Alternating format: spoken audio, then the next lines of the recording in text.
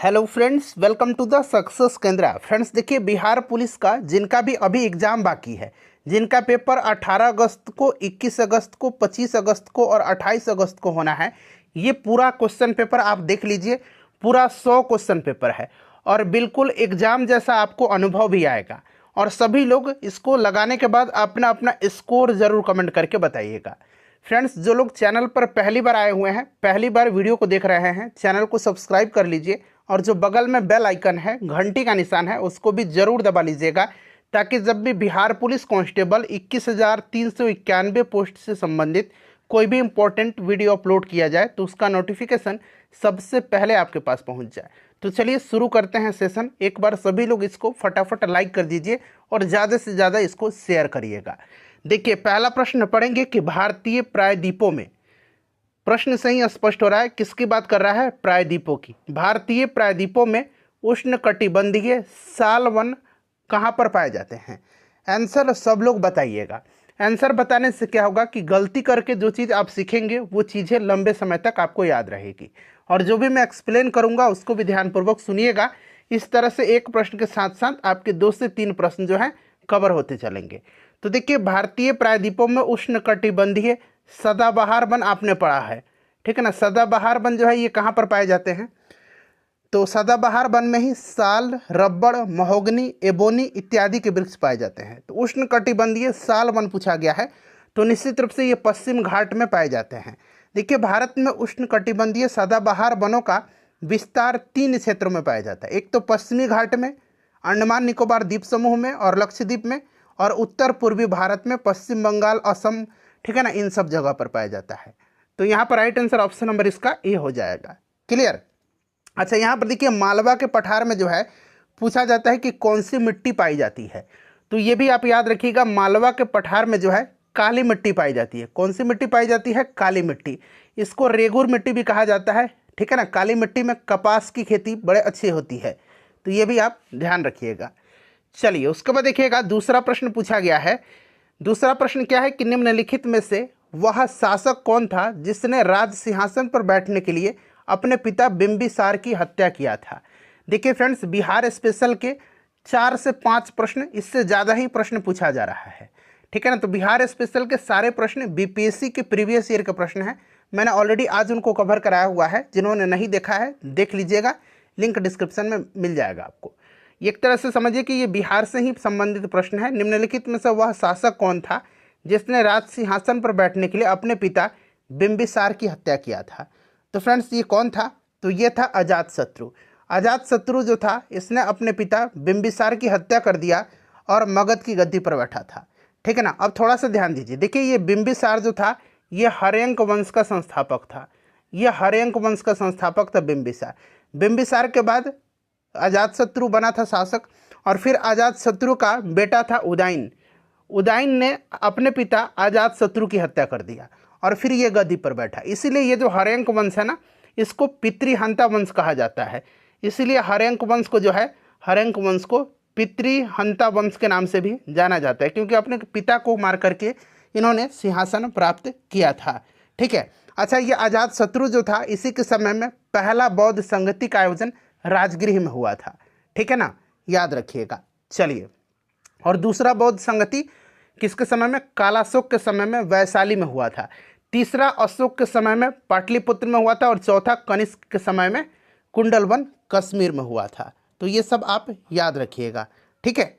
चलिए, उसके बाद देखिए, निम्नलिखित में से भारतीय संविधान के ऊपर सबसे अधिक प्रभाव किसका पड़ा हुआ है? निम्नलिखित में से भारतीय संविधान के ऊपर सबसे अधिक प्रभाव किसका पड़ा हुआ है? बिल्कुल ओरिजिनल एग्जाम जैसा आपको अनुभव आएगा। सारे के सारे क्वेश्चन को लगाइए और अपना स्कोर बताइए, ठीक है ना। चलिए, यहाँ पर राइट आंसर हो जाएगा भारत सरकार अधिनियम 1935 का, ठीक है ना। भारत सरकार अधिनियम 1935 को भारतीय संविधान ऋणी माना जाता है, ठीक है ना फ्रेंड्स। भारतीय संविधान का लगभग 60% भाग डायरेक्टली जो है भारत सरकार अधिनियम से लिया गया है। तो ये सब आप याद रख सकते हैं, ठीक है। चलिए, उसके बाद देखिएगा कि किस कंपनी को बीमार माना जाएगा यदि उसके द्वारा घोषित वर्षांत, यानी कि वर्ष के अंत में, यहाँ पर वर्षांत इस तरह से बना लीजिए, ठीक है ना। वर्षांत यानी कि वर्ष के अंत में सूचित हानि कंपनी के कुल मूल्य का कितना प्रतिशत क्षय दर्शाता हो, उस कंपनी को बीमार माना जाएगा, यानी कि वो बंद होने के कगार पर है। बताइए, तो राइट आंसर इसका क्या होगा? तो 50% का अगर दर्शा रहा है ना, तो यानी कि वो बीमार माना जाएगा। क्लियर? ऑप्शन नंबर यहाँ पर सी राइट आंसर हो जाएगा।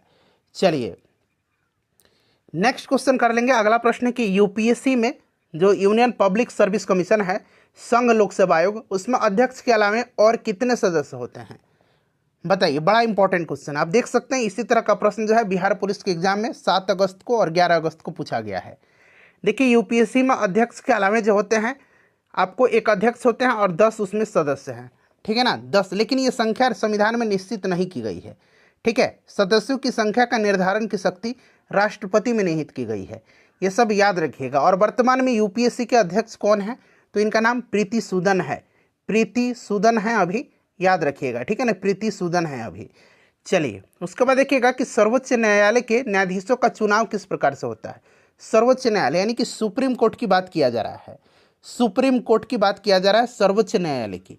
तो देखिए, भारतीय संविधान का जो अनुच्छेद 124(3) है, इसके अनुसार 124(3) के अनुसार सर्वोच्च न्यायालय के मुख्य न्यायाधीश को छोड़कर अन्य न्यायाधीशों का चुनाव मुख्य न्यायाधीश से परामर्श करके राष्ट्रपति के द्वारा किया जाता है।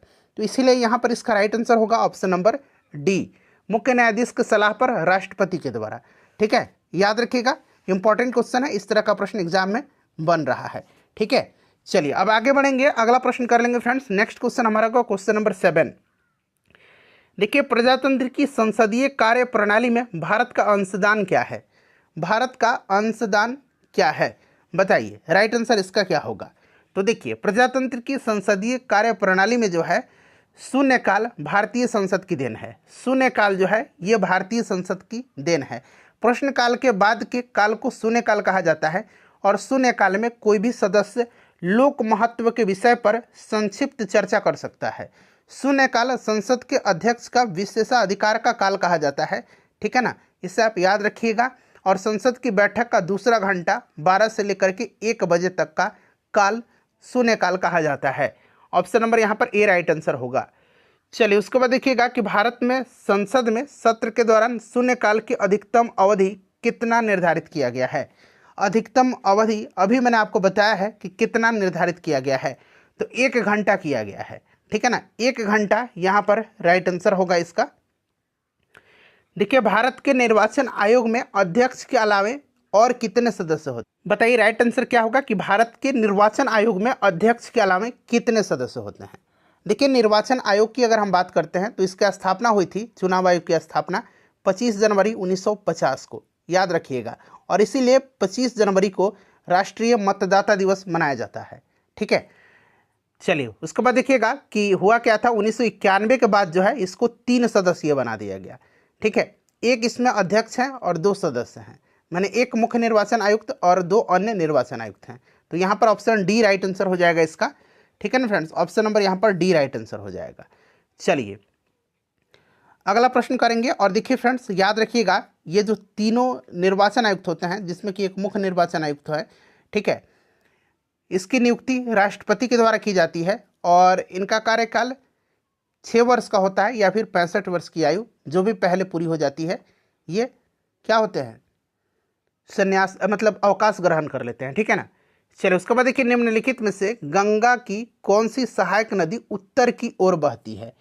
उत्तर की ओर बहती है, बताइए राइट आंसर इसका क्या होगा? करेक्ट आंसर इसका क्या होगा? तो फ्रेंड्स, ये सोन नदी है, ये अमरकंटक की पहाड़ी से निकलती है सोन नदी, ठीक है ना, और पटना में आकर के ये गंगा नदी में मिल जाती है। ये 4 राज्यों से होकर के बहती है, मध्य प्रदेश, उत्तर प्रदेश, उसके बाद अगर बात करें तो ये आपका छत्तीसगढ़ से होकर के ये बिहार में आती है, ठीक है।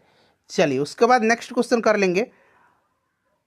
और उत्तर की ओर प्रवाहित होने वाली गंगा की सहायक नदी में ये सबसे लंबी नदी भी है सोन नदी। देखिए, वायु प्रवाह के बीच में पर्वतों के आ जाने से जो वर्षा होती है उससे क्या कहते हैं? वायु प्रवाह के बीच में पर्वतों के आ जाने से जो वर्षा होती है उसको क्या कहा जाता है? देखिए, विश्व का जो अधिकांश वर्षा है ये पर्वतीय वर्षा है, ठीक है ना। सागर की ओर से स्थल की ओर प्रवाहित होने वाली जो आर्द्र वायु है जब पर्वत के उष्ण वायु से टकराती है तब वर्षा होता है, और इसी को पर्वतीय वर्षा कहा जाता है। तो यहाँ पर right answer option number A हो जाएगा, पर्वतीय वर्षा। चलिए उसके बाद देखिएगा, पूछा गया है कि चक्रवात क्या है। यहाँ पर सभी ऑप्शन आपको दिख रहे हैं, ठीक है ना। चक्रवात क्या है, बताइए चक्रवात क्या है। चक्रवात क्या है, देखिए सामान्य रूप से चक्रवात जो है निम्न दाब के केंद्र होते हैं जिनके चारों ओर संकेंद्रीय समवायु दाब रेखाएं विस्तृत होती हैं तथा केंद्र से बाहर की ओर वायु दाब क्रमशः बढ़ता जाता है। परिणाम स्वरूप होता क्या है, परिधि से केंद्र की ओर हवाएं चलने लगती हैं जिनकी दिशा उत्तरी गोलार्ध में घड़ी की सुइयों के विपरीत और दक्षिणी गोलार्ध में घड़ी की सुइयों के अनुकूल होती हैं, ठीक है ना। तो यहाँ पर देखिएगा उत्तरी गोलार्ध में उत्तरावर्त हवाओं की एक निम्न दाब पेटी, ऑप्शन नंबर यहाँ पर सी राइट आंसर हो जाएगा इसका, ठीक है। चलिए उसके बाद देखिएगा कि निम्नलिखित में से किस शासक ने बौद्ध के लिए विख्यात विक्रमशिला विश्वविद्यालय की स्थापना किया था। बौद्धों के लिए तो मैंने बताया था नालंदा विश्वविद्यालय पूछा जा चुका है, कुमारगुप्त प्रथम ने स्थापित किया था। और विक्रमशिला भी अब ध्यान रखना है, हो सकता है पूछ लिया जाए, धर्मपाल ने किया था। पाल वंश का यह शासक है धर्मपाल, इन्होंने ही किया था, ठीक है। चलिए और ये विक्रमशिला अभी भागलपुर में पड़ेगा। चलिए उसके बाद देखिएगा कि मूल संविधान में मूलभूत अधिकार यानी कि फंडामेंटल राइट की बात की जाए, अधिकार राइट होगा, को 7 भागों में विस्तृत किया गया था, परंतु अब केवल कितने हैं, पहले 7 था। मूल अधिकारों की संख्या पहले 7 था लेकिन अब 6 रह गया है। चूंकि जो आपका 44वां संविधान संशोधन था, 44वां संविधान संशोधन 1978, इसके द्वारा हुआ क्या, जो संपत्ति का अधिकार था उसको मूल अधिकार की सूची से हटा दिया गया था और इसको जो है एक विधिक अधिकार के रूप में, कानूनी अधिकार के रूप में रखा गया है, ठीक है। चलिए उसके बाद देखिए, और मूल अधिकार जो है याद रखिएगा भाग 3 में है संविधान के, भाग 12 से लेकर के अनुच्छेद भाग 3 में अनुच्छेद 12 से लेकर के अनुच्छेद 35 तक में। और ये जो मूल अधिकार है इसको अमेरिका के संविधान से लिया गया है, ठीक है। चलिए उसके बाद देखिएगा कि सरकार की कर तथा व्यय संबंधी नीति को निम्नलिखित में से क्या कहा जाता है। सरकार की कर तथा व्यय संबंधी नीति को निम्नलिखित में से क्या कहा जाता है। देखिए सरकार की कर और व्यय संबंधी नीति को राजकोषीय नीति कहा जाता है। राजकोषीय नीति का आशय वित्त प्रबंधन से होता है, ठीक है ना, और इसी की मदद से सरकार खर्चों के स्तर और टैक्स की दरों को समायोजित करती है। तो यहाँ पर देखिए राजकोषीय नीति राइट आंसर हो जाएगा। चलिए उसके बाद देखिएगा कि किस महासागर में केप कॉमोरिन स्थित है। बड़ा इंपॉर्टेंट सारे के सारे क्वेश्चन हैं। चलिए किस महासागर में कैप कॉमोरिन स्थित हैं। तो फ्रेंड्स देखिए कैप कॉमोरिन जो है ये हिंद महासागर में स्थित है और कन्याकुमारी को पहले कैप कॉमोरिन के नाम से ही जाना जाता था। कैप कॉमोरिन भारत के तमिलनाडु में है, ध्यान रखिएगा। तो यहाँ पर देखिए हिंद महासागर राइट आंसर हो जाएगा। चलिए उसके बाद नेक्स्ट क्वेश्चन है कि किस संगीत वाद्य के 2 प्रक्रम है, रुद्र और विचित्र हैं। बताइए किस संगीत वाद्य के, बताइए। बिस्मिल्लाह खां क्या बजाते हैं, शहनाई वादक है बिस्मिल्लाह खां, ठीक है, याद रखिएगा। हरिप्रसाद चौरसिया ये क्या है, बांसुरी बजाते हैं, ठीक है ना। चलिए और बिरजू महाराज जो हैं ये क्या है, कथक नृतक हैं, ठीक है, याद रखिएगा। किस संगीत वाद्य के 2 प्रक्रम रुद्र और विचित्र हैं। तो फ्रेंड्स ये वीणा के, और वीणा भारत का सबसे पुराना वाद्य यंत्र है, ठीक है, याद रखिएगा। चलिए और अमीर खुसरो ने वीणा तथा तंबूरा को मिलाकर के एक नया वाद्य यंत्र सितार बनाया था। वीणा और तंबूरा को मिलाकर के अमीर खुसरो ने एक नया वाद्य यंत्र सितार का आविष्कार किया था, ये भी आप याद रखिएगा, ठीक है। तो यहाँ पर देखिए राइट आंसर इसका क्या हो जाएगा, वीणा करेक्ट आंसर हो जाएगा। चलिए फ्रेंड्स उसके बाद नेक्स्ट क्वेश्चन करेंगे कि स्वतंत्रता के पूर्व स्वतंत्र से बटी जो राज्य थी, बटी राज्यों को किसने राजाओं द्वारा स्वतंत्र रूप से घोषित राज्य को भारतीय संघ में शामिल किया था। तो सिंपल सा क्वेश्चन है, ये शामिल किसने किया था, तो सरदार पटेल थे जिन्होंने जो है आपका सबको इकट्ठा किया था। तो यहाँ पर देखिए सरदार वल्लभ भाई पटेल राइट आंसर हो जाएगा, ठीक है। चलिए उसके बाद नेक्स्ट क्वेश्चन कर लेंगे, किसने कहा था कि किसी राष्ट्र के लिए राजनीतिक स्वतंत्रता प्राणवायु है। इस तरह का प्रश्न अभी पूछा गया था, गांधी जी का भी एक कथन पूछा गया था 11 अगस्त वाले पेपर में। किसने कहा था कि किसी राष्ट्र के लिए राजनीतिक स्वतंत्रता प्राणवायु है। तो ये अरविंद घोष ने कहा था। किसने कहा था, अरविंद घोष, और ये गर्मपंथी नेता थे, ठीक है, गरम दल के नेता थे अरविंद घोष। ठीक है, याद रखिएगा। उसके बाद चलिए अरविंद घोष यहाँ पर राइट आंसर हो जाएगा। नेक्स्ट क्वेश्चन कर लेंगे हम लोग कि किस गुप्त शासक ने आक्रमणकारी हुनों से अपने साम्राज्य की सफलतापूर्वक रक्षा किया था। तो ये कौन था फ्रेंड्स, बताइए राइट आंसर क्या होगा। तो फ्रेंड्स ये स्कंदगुप्त था। भारत में पहला हुन आक्रमण स्कंदगुप्त के काल में हुआ था और स्कंदगुप्त ने हुनों को पराजित करने में सफल रहा था। ठीक है ना, तो इस चीज़ को आप याद रखिएगा। राइट आंसर हो जाएगा ऑप्शन नंबर ए स्कंदगुप्त। ठीक है, चलिए उसके बाद देखिएगा कि अरावली पर्वत श्रृंखला निम्नलिखित नदी प्रणाली से द्वीप विभाजित होती है। अरावली पर्वत श्रृंखला बताइए किस नदी प्रणाली से द्वीप विभाजित होती है। तो यह नदी प्रणाली कौन सी है, तो यह चंबल और साबरमती नदी है। चंबल और साबरमती नदी। तो यहाँ पर option number B right answer हो जाएगा। ठीक है, याद रखिएगा। चलिए नेक्स्ट क्वेश्चन कर लेंगे। अगला प्रश्न है कि उद्योगों की लेवल प्लेइंग फील्ड तर्क युक्ति की अपेक्षा होती है। लेवल प्लेइंग फील्ड, ठीक है, सभी ऑप्शन को देख लीजिए, सभी ऑप्शन को आप पहले देख लीजिए। ठीक है ना, चलिए बताइए राइट आंसर इसका क्या हो जाएगा। राइट आंसर इसका क्या हो जाएगा बताइए। तो यहाँ पर देखिए फ्रेंड्स, इसका जो राइट आंसर होगा ना, ये घरेलू उद्योग को बहुराष्ट्रीय कंपनियों की बराबरी में रखना चाहिए। ठीक है ना, तो लेवल प्लेइंग फील्ड है, यही लेवल प्लेइंग फील्ड है। ठीक है ना, याद रखिएगा इसको, लेवल प्लेइंग फील्ड। ठीक है, तो ऑप्शन नंबर यहाँ पर सी राइट आंसर होगा इसका। चलिए उसके बाद देखिए निम्नलिखित में से कौन मिश्रित अर्थव्यवस्था का लक्षण नहीं है। अच्छा, मिश्रित अर्थव्यवस्था को भारत में अपनाया गया था दूसरे पंचवर्षीय योजना में, सेकंड पंचवर्षीय योजना में। ठीक है, याद रखिएगा, ये प्रश्न पूछा जाएगा। क्लियर, कौन सा इसमें लक्षण नहीं है यह आपसे पूछा गया है। और मिक्स्ड इकोनॉमी क्या होती है, जिसमें निजी और सार्वजनिक दोनों क्षेत्र का अस्तित्व होता है, जो एक दूसरे के सहयोग करते हुए आर्थिक विकास में योगदान करते हैं। ठीक है ना, तो यहाँ पर देखेंगे एकाधिकार विरोधी विधान, बिल्कुल ऑप्शन बी यहाँ पर राइट आंसर होगा। चलिए उसके बाद देखिएगा कि सिंधु घाटी सभ्यता अनार्य सभ्यता थी, क्योंकि अनआर्य, आर्य नहीं, ये आर्य जो है ना, आर्य का अनआर्य लिखा गया है, अनआर्य, अनआर्य सभ्यता थी। इसका कारण क्या है, तो देखिए आर्य सभ्यता मूल रूप से पशुचारक और कृषि आधारित सभ्यता थी। ठीक है ना, और ये सभ्यता जो है सिंधु घाटी, ये एक तरह की शहरी सभ्यता है। ठीक है, तो यहाँ पर यह एक शहरी सभ्यता थी। ऑप्शन नंबर यहाँ पर ए राइट आंसर हो जाएगा, यह एक शहरी सभ्यता थी। ठीक है, इस चीज़ को आप याद रखिएगा। चलिए उसके बाद नेक्स्ट क्वेश्चन कर लेंगे कि विजयनगर साम्राज्य का हिंदू राजवंश निम्नलिखित की पराजय से समाप्त हुआ।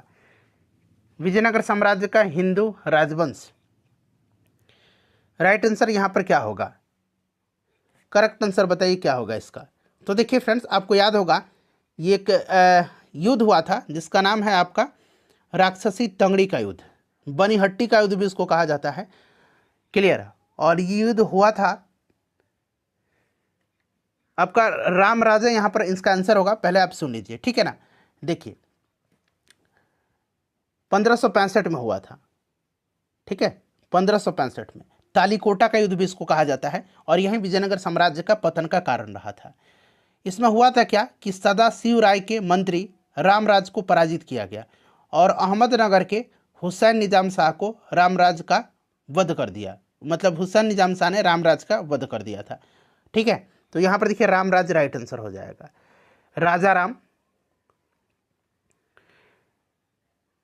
चलिए किस प्रकार की मिट्टी में कार्बनिक पदार्थों की अधिकता होती है। कार्बनिक पदार्थों की अधिकता जो होती है ये किस प्रकार की मिट्टी में होती है बताएंगे। राइट आंसर इसका क्या होगा, तो फ्रेंड्स ये जलोढ़ मिट्टी में होती है, एलुवियल सॉइल में होती है जलोढ़ मिट्टी। ठीक है ना, इस चीज़ को आप याद रखिएगा। नदियों के द्वारा जो मिट्टी बहा करके लाई जाती है उसको जलोढ़ मिट्टी कहा जाता है, और इसमें पोटास, फास्फोरिक अम्ल, चूना, कार्बनिक पदार्थों की अधिकता होती हैं। ठीक है ना, इस चीज़ को आप याद रखिएगा। चलिए, और यहाँ पर देखेंगे लेटराइट मिट्टी दिया गया है, चाय के उत्पादन के लिए उपयुक्त होता है लेटराइट मिट्टी। ठीक है, चलिए उसके बाद देखिएगा कि मूलभूत यानी कि मौलिक अधिकारों का प्रमुख उद्देश्य क्या है। इसी तरह के प्रश्न बनते हैं एग्जाम में। ठीक है ना, बताइए, सभी ऑप्शन आपको दिख रहे हैं। मौलिक अधिकारों का प्रमुख उद्देश्य क्या है, बताइए। तो देखिए, किसी भी व्यक्ति में निहित क्षमताओं के उत्कृष्ट विकास हेतु उचित अवसर प्रदान करने के लिए नागरिकों को मौलिक अधिकार प्रदान किया जाता है, और इस प्रकार नागरिकों को मूल अधिकार प्रदान करके उनकी व्यक्तित्व और स्वतंत्रता को सुनिश्चित की जाती है। तो यहाँ पर इस तरह से राइट आंसर क्या होगा इसका, तो व्यक्तिगत स्वतंत्रता को सुनिश्चित करना। ऑप्शन नंबर यहाँ पर बी राइट आंसर होगा। चलिए, उसके बाद देखिएगा कि राजा मानसिंह को बिहार प्रांत का प्रांतपति नियुक्त किसने किया था। अच्छा, मानसिंह, अब तो आप आराम से पकड़ लेंगे, मानसिंह अकबर के समय के थे, ठीक है ना। तो यहाँ पर अकबर राइट आंसर हो जाएगा। चलिए, अकबर ने 1580 में बिहार को सूबा यानी कि प्रांत घोषित किया था, ठीक है ना। और मुगल सूबेदार राजा मानसिंह ने बिहार में मुगल साम्राज्य को सुदृढ़ बनाया था। चलिए, उसके बाद देखिए, मुगल शासक जहांगीर ने 1621 ईस्वी में किसे बिहार का प्रांतपति नियुक्त किया था। तो जहांगीर ने किसको किया था, तो जहांगीर ने खुद अपने पुत्र परवेज को बिहार का सूबेदार उस समय 1621 में नियुक्त किया था, ठीक है ना। और बिहार का सूबेदार बनने वाला वह पहला मुगल राजकुमार भी था, परवेज, याद रखिएगा, Parvez. Option number B right answer होगा।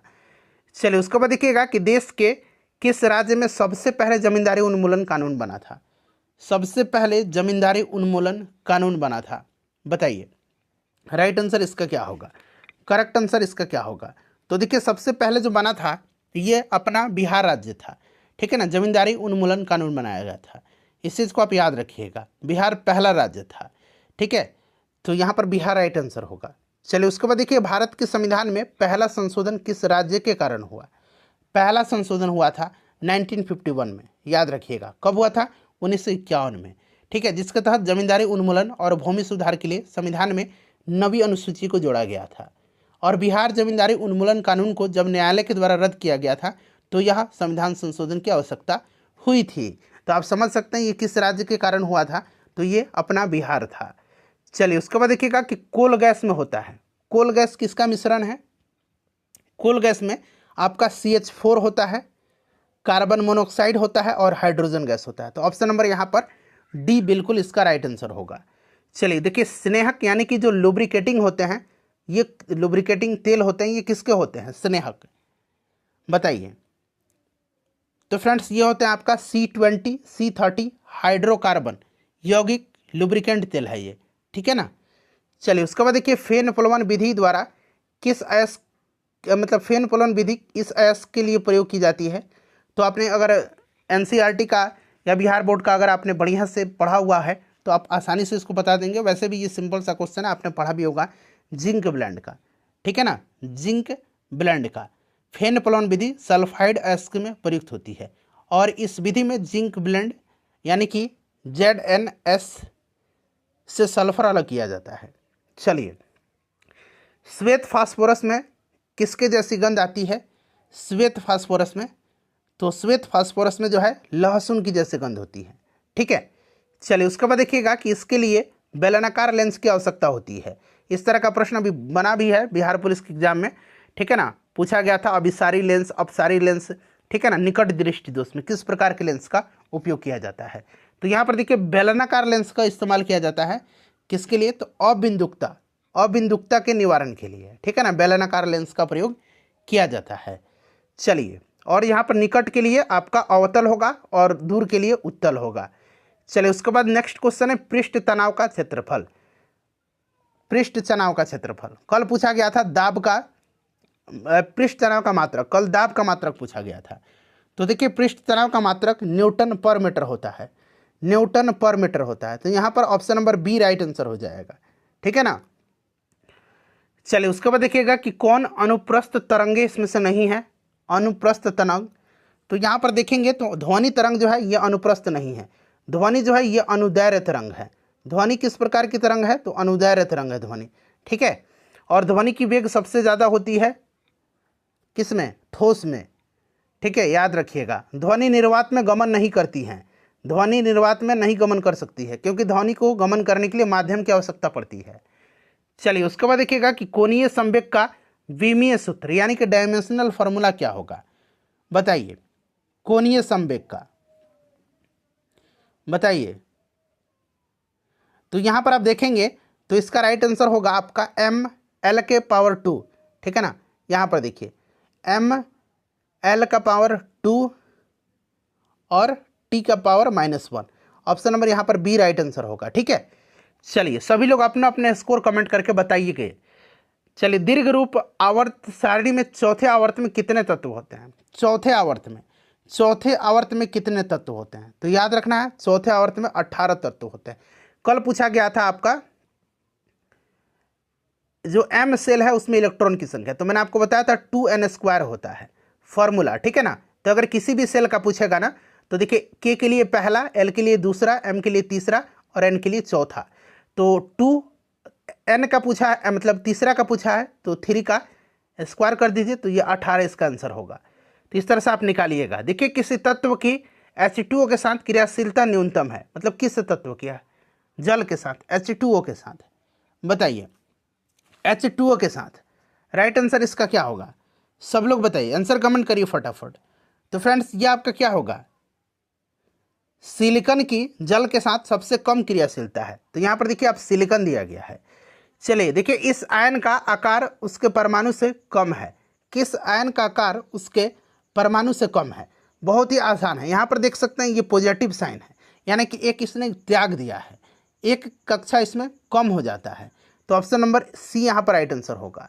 देखिए, कौन एक सहसंयोजी यौगिक है? सहसंयोजी यौगिक इसमें से कौन सा है? बताइए, सहसंयोजी यौगिक इसमें से कौन सा है? सब लोग इसका आंसर कमेंट करिए। बताइए, सहसंयोजी यौगिक इसमें से कौन सा है? तो यहाँ पर देखेंगे फ्रेंड्स, ये HCl है, HCl है। ठीक है ना, HCl यहाँ पर राइट आंसर हो जाएगा, HCl है। ठीक है, चलिए, 7 का कितने प्रतिशत जो है 84 है? 7 का कितना प्रतिशत? बताइए, 7 का कितना प्रतिशत? यही है ना, ऐसा ही निकालेंगे ना, तो आप निकाल दीजिएगा आसानी से। ठीक है, चलिए, तो ये आपका हो जाएगा कितना?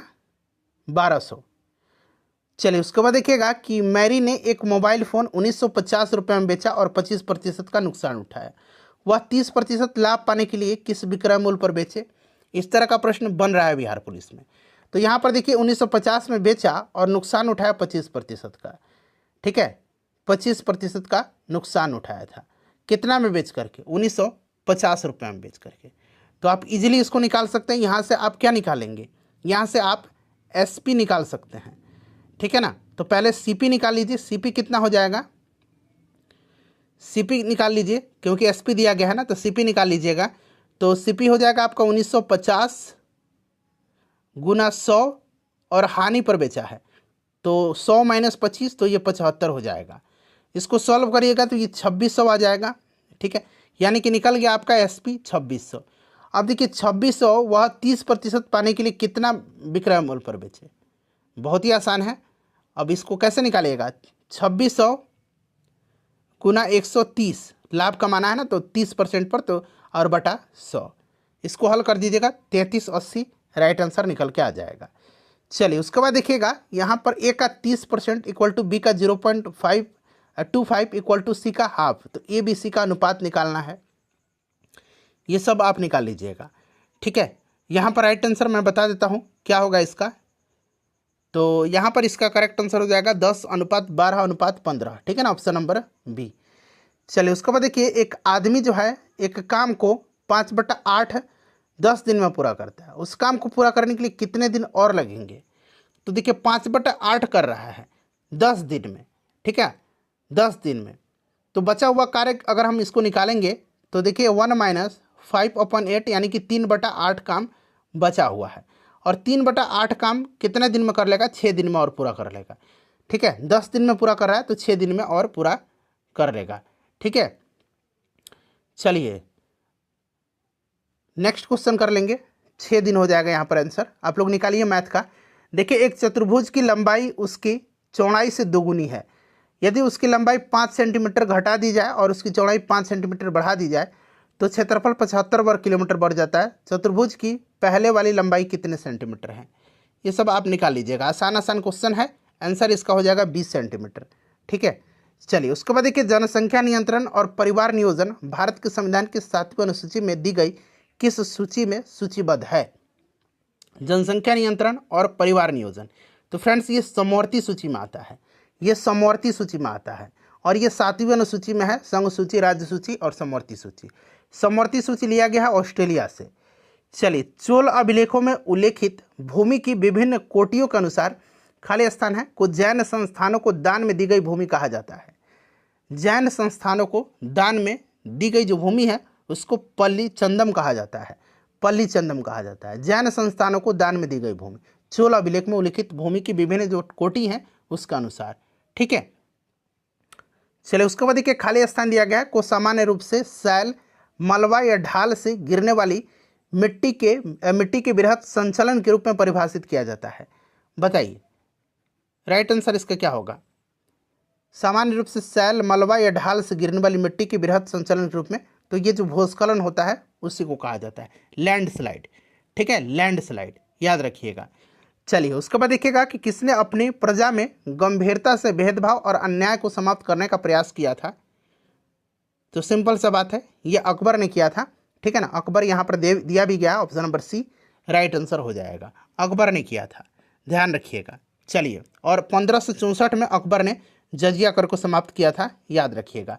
जजिया कर लागू किया गया था, ये पूछा गया है सबसे पहले मीर कासिम के द्वारा, कल ही बिहार पुलिस में पूछा गया था, और अकबर ने इसको खत्म किया।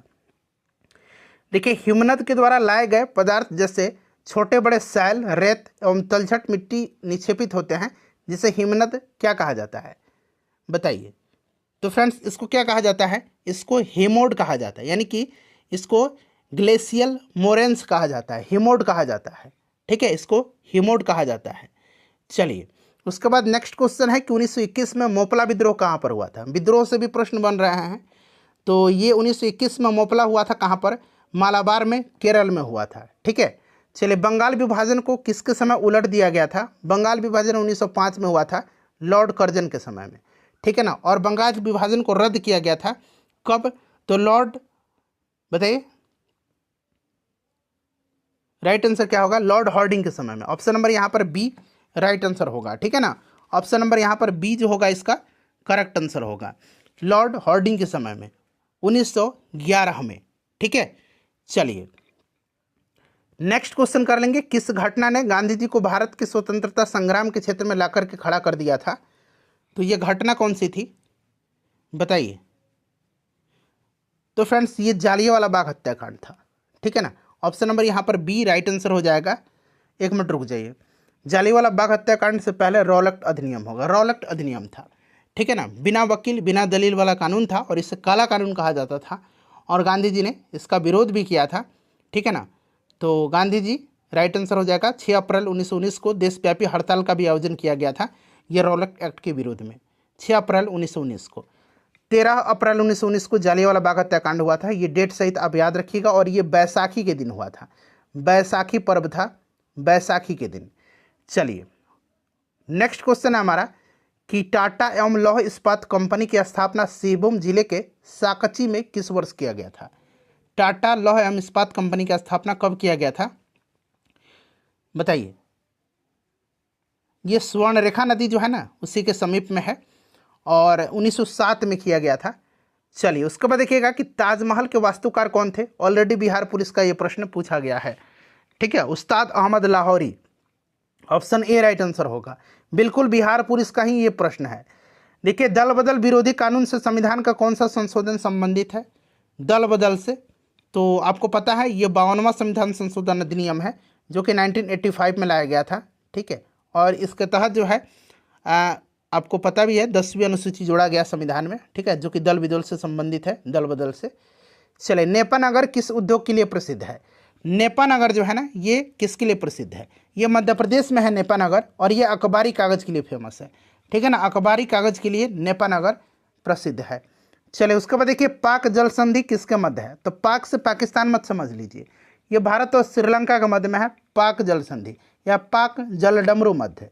ठीक है, चलिए भारत का पहला हिम तेंदुआ संरक्षण केंद्र किस राज्य में स्थापित किया गया है? तो याद रखिएगा उत्तराखंड में। अच्छा, हिम तेंदुआ यानी कि स्नो लेपर्ड प्रोजेक्ट की शुरुआत कब हुई थी? प्रोजेक्ट स्नो लेपर्ड की, ठीक है ना, प्रोजेक्ट हिम तेंदुआ की, ये भी पूछा जा सकता है 2009 में, प्रोजेक्ट टाइगर की 1973 में। चलिए, निम्नलिखित में से किस संस्थान द्वारा शांति स्वरूप भटनागर पुरस्कार दिया जाता है? शांति स्वरूप भटनागर पुरस्कार किस संस्थान के द्वारा दिया जाता है, बताइए। तो फ्रेंड्स ये दिया जाता है CSIR के द्वारा। यहाँ मैं लिखता हूँ CSIR के द्वारा। हिंदी में इसको क्या बोलते हैं? हिंदी में इसको बोलते हैं क्या? वैज्ञानिक एवं औद्योगिक अनुसंधान परिषद, ठीक है ना, याद रखिएगा, CSIR के द्वारा, इम्पोर्टेंट है। और CSIR के संस्थापक निदेशक जो थे, जो संस्थापक निदेशक, ये शांति स्वरूप भटनागर जी थे। इन्हीं की स्मृति में यह पुरस्कार स्थापित किया गया है। तो यहाँ पर देखिए वैज्ञानिक और औद्योगिक अनुसंधान परिषद राइट आंसर हो जाएगा। चलिए उसके बाद देखिएगा कि निम्नलिखित अनुच्छेदों में से किस एक को डॉक्टर भीमराव अंबेडकर द्वारा संविधान का हृदय और आत्मा कहा गया है? इंपॉर्टेंट क्वेश्चन है, चांसेस हैं बिहार पुलिस में आने के अभी। तो यह अनुच्छेद 32 है, संवैधानिक उपचारों का अधिकार। बाबा साहब अंबेडकर ने इसी को संविधान की आत्मा कहा है। चलिए उसके बाद देखिए चोल अभिलेखों में उल्लिखित भूमि की विभिन्न कोटियों के अनुसार खाली स्थान दिया गया है। मंदिर में उपहार में दी गई भूमि को क्या कहा जाता था? अभी इसी तरह का प्रश्न एक मिला था, ठीक है ना, सेम ऐसा ही प्रश्न मिला था। तो उस प्रश्न में क्या कहा गया था? तो उसमें कहा गया था कि जो चोल अभिलेख है उसमें उल्लिखित भूमि के जो प्रकार हैं, जैन संस्थानों को जो दान में भूमि दिया गया था उसको पलीचंदम कहा गया था। पलीचंदम, ठीक है ना, पलीचंदम जो जैन संस्थानों को दिया गया था। और यहाँ पर जो है मंदिर को जो दिया गया था उसको कहा गया है क्या? देवदान, ठीक है, देवदान। चलिए उसके बाद देखिएगा कि भारतीय संविधान के अंतर्गत कौन सा अनुच्छेद कारखानों में बच्चों के नियोजन का प्रतिषेध करता है? तो मैंने बताया था अनुच्छेद आपको 23 और अनुच्छेद 24, ठीक है ना। तो 23 में क्या है? बलात्श्रम, ठीक है, मानव दुर्व्यापार, इन सब पर प्रतिबंध लगाया गया। और अनुच्छेद 24 में जो है, जो 14 साल से कम उम्र के बच्चे हैं उनको किसी भी जोखिम भरे कार्यों में नहीं लगाया जा सकता, इसका निषेध करता है, ठीक है। चलिए उसके बाद नेक्स्ट क्वेश्चन है कि भारत के दोनों सदनों तथा विधानसभाओं के सदस्य के मतदान द्वारा किसका चुनाव किया जाता है? दोनों सदन यानी कि लोकसभा, राज्यसभा और विधानसभा के सदस्य के मतदान द्वारा किसका चुनाव होता है? तो फ्रेंड्स ये होता है आपका, इसमें से आप देख सकते हैं राष्ट्रपति का, ठीक है, राष्ट्रपति का होता है। चलिए उसके बाद नेक्स्ट क्वेश्चन करेंगे। और विधानसभा के निर्वाचित सदस्य होते हैं, सबके निर्वाचित सदस्य। निम्नलिखित में से कौन एक सबसे बड़ी संसदीय समिति है? सबसे बड़ी संसदीय समिति इसमें से कौन सी है? देखिए सबसे बड़ी संसदीय समिति जो है इसमें से आपका प्राक्कलन समिति है। इसमें 30 सदस्य होते हैं, ठीक है ना। और प्राक्कलन समिति में केवल लोकसभा के ही सदस्य होते हैं। लोकलेखा समिति में कितने सदस्य होते हैं? तो इसमें 25 सदस्य होते हैं। इसमें 25 होते हैं, 15 जो होते हैं ये लोकसभा से, और 7 जो नहीं 25 नहीं होते हैं, 22 होते हैं। 15 लोकसभा से और 7 राज्यसभा से होते हैं, ठीक है ना, तब ना 22 हुआ, याद रखिएगा। चलिए उसके बाद देखिएगा कि खुले बाजार की क्रियाएं निम्नलिखित में से किस नीति का अंग है? खुले बाजार की क्रियाएं, तो ये केंद्रीय बैंक का जो साख नीति है उसी का अंग है, साख नीति का, ठीक है ना, साख नीति का। और इसके अंतर्गत केंद्रीय बैंक के रूप में जो RBI है उसके द्वारा मुद्रा बाजार में सरकारी प्रतिभूतियों को खरीद बिक्री किया जाता है। चलिए उसके बाद देखिए अगला प्रश्न क्या पूछा गया है। नेक्स्ट क्वेश्चन है हमारा कि राष्ट्रपति को किस परिस्थिति में पद से त्यागपत्र देना पड़ता है? तो महाभियोग है, यही ना, आर्टिकल 61 में है, कल ही चर्चा हुआ था, एग्जाम में भी पूछा गया है। चलिए, और महाभियोग किसी भी सदन में लाया जा सकता है, चाहे लोकसभा हो या फिर राज्यसभा हो। चलिए उसके बाद देखिए नौसेना, सेना, वायुसेना का काम भारत के संविधान की 7वीं अनुसूची में दी गई है और किस सूची में यह सूचीबद्ध है? तो यह यूनियन लिस्ट में है, यानी कि संघ सूची में है। और तीनों सेनाओं का जो सर्वोच्च सेनापति होता है ये भारत के राष्ट्रपति होते हैं, ठीक है। चलिए उसके बाद देखिए खाली स्थान दिया गया है, वे संसाधन होते हैं जिनकी मात्रा ज्ञात होती है, उसको क्या कहा जाता है? इसको कहा जाता है वास्तविक संसाधन, जिनकी मात्रा ज्ञात होती है, ठीक है। चलिए उसके बाद देखिए हीराकुंड बांध किस राज्य में है? हीराकुंड बांध जो है ये महानदी पर है और ये उड़ीसा में है, ठीक है, याद रखिएगा। चलिए उसके बाद नेक्स्ट क्वेश्चन है हमारा कि फियोफाइसी, देखिए फियोफाइसी के सदस्यों को प्रायः कौन सा शैवाल कहते हैं? फियोफाइसी के जो सदस्य हैं प्रायः उनको कौन सा शैवाल कहा जाता है? तो उनको ब्राउन एल्गी यानी कि भूरा शैवाल कहा जाता है, ठीक है, इस चीज़ को आप याद रखिएगा, भूरा शैवाल कहा जाता है। चलिए उसके बाद देखिएगा कि किसी वस्तु की एक समान सरल रेखीय गति के दौरान समय के साथ क्या नियत रहता है? एक समान सरल रेखीय गति के दौरान समय के साथ उसका वेग नियत रहता है, उसका वेग नियत रहता है। चलिए उसके बाद देखिए, ये वाला प्रश्न भी इस तरह का पूछा गया था बिहार पुलिस में, जो ओरिजिनल क्वेश्चन पेपर हम लोगों को मिला था उसमें पूछा गया था सिक्के की संख्या वाला। तो इसको निकालिएगा आप लोग, 124 यहाँ पर 25 पैसे के सिक्कों की संख्या होगी। चलिए उसके बाद देखिएगा कि 40 लीटर के मिश्रण में दूध और पानी का यहाँ पर अनुपात दिया गया है। इस मिश्रण में कितना पानी मिलाया जाए कि दूध और पानी का अनुपात समान हो जाए, ये आपसे पूछा जा रहा है, ठीक है ना। तो यहाँ पर दूध की मात्रा आप निकाल सकते हैं। इस मिश्रण में दूध की मात्रा कितनी है? तो दूध की मात्रा आपकी हो जाएगी 5/8, ये टोटल जोड़ देंगे, 5/8 गुना 40, तो 8/40 यानी कि 25 लीटर है ना। और पानी की मात्रा कितनी है? 15 लीटर है। तो कितना पानी और मिला जाएगा? तो 15 लीटर और मिला लीजिएगा ना, नहीं 25, 10 लीटर और मिला लीजिएगा तो ये बराबर हो जाएगा 10 लीटर, ठीक है ना। 10 लीटर आंसर होगा इसका। चलिए, डॉल्फिन निम्न में से किस वर्ग का उदाहरण है? तो डॉल्फिन आता है मैमेलिया के अंतर्गत, स्तनधारी के अंतर्गत, ठीक है ना। तो यहाँ पर मैमल दिया गया है। चलिए उसके बाद देखिएगा, स्थान जहाँ कंप्यूटर प्रोग्राम और डाटा संचयित करता है उसको क्या बोलते हैं? तो जहाँ कंप्यूटर प्रोग्राम और डाटा संचयित करता है उसको हम लोग स्टोरेज यूनिट बोलते हैं, स्टोरेज, ठीक है। चलिए उसके बाद देखिएगा, मैथ का प्रश्न है, इसको आप लोग सॉल्व करिए, मैं आंसर बताता हूँ। इसका राइट आंसर होगा आपका 25%, ठीक है। चलिए उसके बाद देखिए, 81 का जो राइट आंसर होगा फ्रेंड्स वो आपका कितना हो जाएगा? 81 का 78 हो जाएगा, ठीक है। चलिए 82 का देखिए, 82 का क्या होगा? 82 का खाली स्थान दिया गया है, का तार इस्पात के तार से अधिक प्रबल होता है। किसका? नायलॉन का तार इस्पात के तार से ज़्यादा प्रबल होता है, ठीक है। चलिए उसके बाद देखिएगा कि जलरोधक रेनकोट का आविष्कार किसने किया था? जलरोधक रेनकोट का, तो ये क्या था? चार्ल्स मैकेंटिस ने, ठीक है ना, चार्ल्स मैकेंटिस ने किया था, याद रखिएगा। चलिए इंपॉर्टेंट है, कीड़े पानी की सतह पर बिना डूबे घूम सकते हैं, कारण क्या है इसका? बताइए राइट आंसर क्या होगा इसका?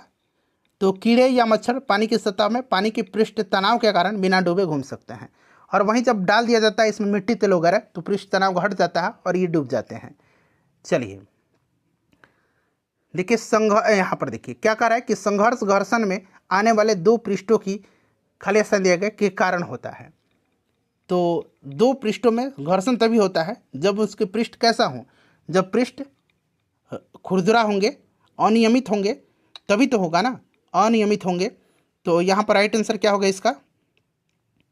अनियमित हो जाएगा, ठीक है, अनियमित हो जाएगा। तो अनियमित राइट आंसर हो जाएगा, अनियमितताओं के कारण, ठीक है।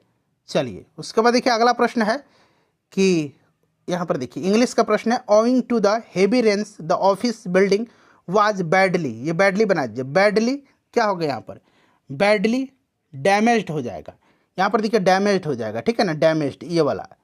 चलिए उसके बाद देखिए, करेक्टली स्पेल्ड यानी कि सही स्पेलिंग किसका है बेगर का? इसमें बताइए बेगर कौन सही लिखा गया है? तो BEGGAR, BEGGAR, यहाँ पर ऑप्शन बी राइट आंसर होगा। चलिए उसके बाद देखिएगा, खाली स्थान दिया गया, ही वॉज वेक्स्ड, खाली स्थान है the behaviour of his daughter. तो यहाँ पर क्या होगा? फोर का इस्तेमाल होगा, कौन सा प्रीपोजिशन? फोर का इस्तेमाल होगा, यहाँ पर प्रीपोजिशन भरना है फोर का, he was vexed for the behaviour of his daughter. चलिए उसके बाद देखिए, वंस इन ब्लू मून, ये एडियम है, इसका अर्थ बताना है। वंस इन ब्लू मून मतलब कभी कभार होना, ठीक है ना, कभी कभार। तो कभी कभार का रेयरली हो जाएगा ना, रेयरली, कभी कभार, ठीक है। चलिए उसके बाद देखिएगा कि यहाँ पर जो रेखाखंड में यहाँ पर जो आपको कहा गया है उसके लिए उपयुक्त विकल्प का चयन करना है, ठीक है। चलिए पढ़िए, अपने कार्य को अपने आप करना ही स्वावलंबन कहलाता है। क्या होगा यहाँ पर? तो स्वावलंबन कहलाती है, मैंने ही सही पढ़ दिया था, कहलाता है होगा, ठीक है ना, स्वावलंबन कहलाता है, स्वावलंबन कहलाता है, ये वाला होगा, स्वावलंबन कहलाता है। चलिए उसके बाद देखिएगा कि फिर से उसी तरह का है कि जीवन अवसरों में एक धारा है, बताइए क्या होगा यहाँ पर? तो यहाँ पर होगा जीवन अवसरों की एक धारा है, जीवन अवसरों की एक धारा है, अवसरों की एक धारा है। चलिए उसके बाद देखिएगा कि नेता ने बहुत ही बढ़िया खाली स्थान दिया गया, दिया। तो नेता क्या बोलते हैं? भाषण देते हैं, ठीक है। चलिए उसके बाद देखिएगा कि योद्धा ने बहादुरी के साथ क्या किया? योद्धा लड़ाई करते हैं ना, तो लड़ाई की। चलिए उसके बाद देखिए सही वर्तनी, निराकार इसमें से कौन सा सही लिखा गया है? निराकार इसमें से कौन सा सही लिखा गया? ये वाला निराकार सही लिखा गया है, ठीक है, ये वाला निराकार यहाँ पर सही लिखा गया है। चलिए अगला है कि दिए गए पर्यायवाची शब्द का चयन करना है। अभ्युदय का पर्यायवाची शब्द क्या होगा? अभ्युदय का अर्थ होता है प्रगति, उन्नति, ठीक है ना। तो यहाँ पर देखिए उन्नति दिया गया है, उन्नति का उल्टा होगा अवनति। चलिए उसके बाद देखिएगा कि परोपकार करने वाला व्यक्ति, एक शब्द बताना है, तो उसको क्या बोलते हैं? परोपकार जो करता है उसको परोपकारी बोलते हैं, ठीक है ना, परोपकारी होगा राइट आंसर। चलिए उसके बाद देखिएगा यहाँ पर कि मजदूर ने चटनी की रोटी खाई। चटनी की रोटी थोड़ी, मजदूर ने चटनी से रोटी खाई, मजदूर ने चटनी से रोटी खाई, मजदूर ने चटनी से रोटी खाई, ये वाला होगा, ठीक है। चलिए उसके बाद देखिएगा कि संतों को जीवन परोपकार के लिए होता है, संतों को नहीं, संतों का जीवन होता है, संतों का जीवन होगा, ये वाला पार्ट में गलत है, संतों का होगा यहाँ पर, इसीलिए, ठीक है ना। तो ये संतों का होना चाहिए, को गलत दिया गया है। चलिए आखिरी क्वेश्चन है, आप लोग अपना स्कोर बताइए और इसको शेयर जरूर करिएगा। देखिए साथ चलने वाला उसको क्या बोलते हैं? तो उसको बोला जाता है सहगामी। लाइक कर दीजिए और इसको शेयर कर दीजिए।